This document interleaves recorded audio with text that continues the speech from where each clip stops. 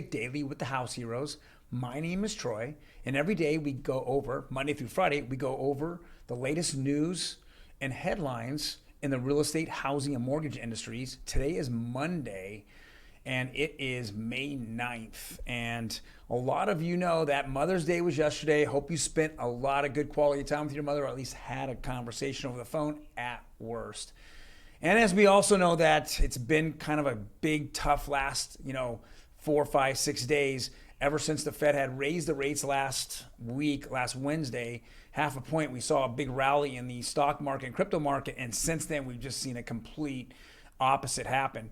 And again, a lot of things happen because of all the comments that Fed chairmen make, other Fed chairmen across the United States make after the fact, because they all have their own opinions and they all want to get their names in headlines. And that's what's happened. And it's really kind of hurt the market.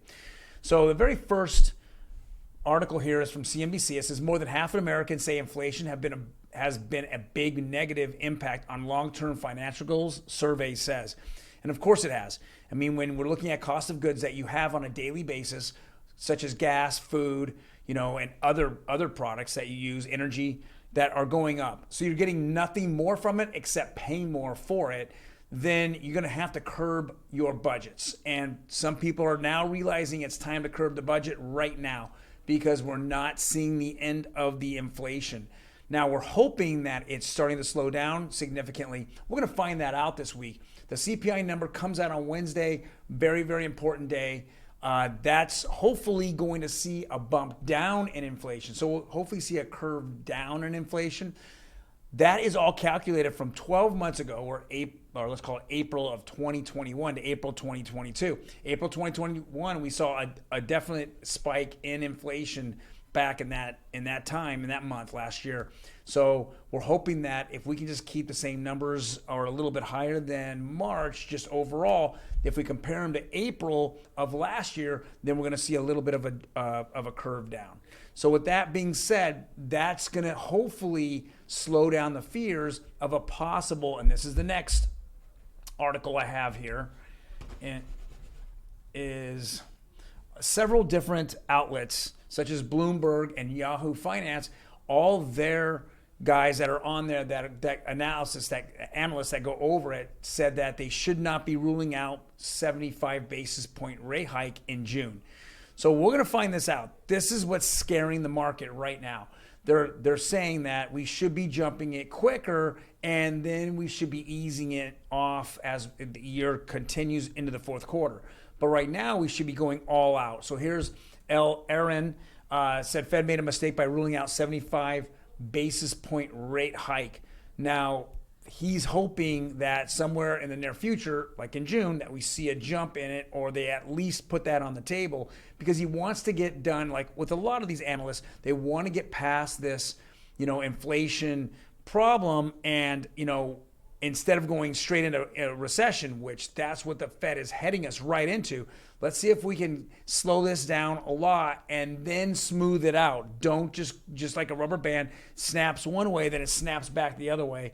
That's what they're hoping that they can do. Don't do it slow enough where you have to continue 50-point rate hikes every single month for the next 4 or 5 months, and then you're just going to send us straight into a recession. That's what's been predicted over and over. Next article here is from CNBC. It's talking about rates are hitting 5.65, 5.64 as home prices are up 34% since the start of the pandemic. I think those numbers are off. I think it's closer to almost 60, 70, 80%. In fact, some of the homes that I've been going over with my clients, they've almost doubled in price, since the pandemic. So since the start of the pandemic, and it's just very, very disheartening to see that, one of the industries that get hit the hardest when you raise rates is the mortgage industry. And the mortgage industry is then going to have the housing industry, and it's going to hurt the housing industry. We already know that the Fed has already, to combat inflation, has raised the rates and has stopped, refis from happening. So refis are pretty much dead. Cash out refis are really tough. I mean, you're literally going from a lower rate and you're pulling more money out, and your rate can possibly double right now. Doesn't make any sense. Those, I feel, if price values stall, we're going to start seeing those disappear as they did in 2008 and 2009 on the mortgage crash. They just started taking people's HELOCs away. They wouldn't do cash out refis. None of that was on the table. Next particular article here is Fed's Neil Kashkari, confident inflation can come down, but not without some pain. Well, we're in pain right now, Neil. So we understand that we need to continue this, but let's do it in a very quick. Let's rip the Band-Aid off. Let's go take the pain now, the next couple of months, and then kind of smooth it out, and let's get back on track to a healthier economy. And that's what we're looking for. Now, he is definitely a proponent of a 50% basis point rate hike, and they're targeting 2%. Right now we're at 0.75. So he's targeting, central bank to be at 2%. So that means we'll have another 125 basis points. If we can get 50 basis points in next time, then we're looking at a much more manageable amount of rate hikes somewhere in July and August.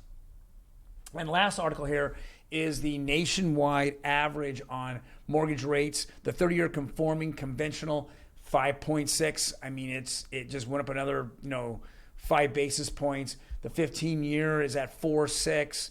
The 30-year jumbo went up another 5 basis points to 5.08, 5.09 basically, and the 30-year FHA is at 5.42. So it took a little less of the route, but it's still going up. We need to see these flatten out, and we need to see these flatten out pretty quickly here. If there is a 50-point rate hike that is looming in the next 2 or 3 weeks or another month when the Fed meets, then we need to price that in now. Let's price those rate hikes into the mortgage rates right now, so we just don't see these surprises. Surprises go straight up like a rocket. But if it just floats up, then we can, if there's any good news that comes out, then it'll float down a little bit. Let's keep the volatility down and let's smooth it out a little more. Well, thank you guys very much for joining me today. We do this 5-10 minutes a day. If you like the content, hit the like button. Otherwise, hit that notification button. And when we drop these 5 to 10 minute videos Monday through Friday, you'll get notified and you can check it out. Otherwise, guys, we will see you tomorrow. You take care.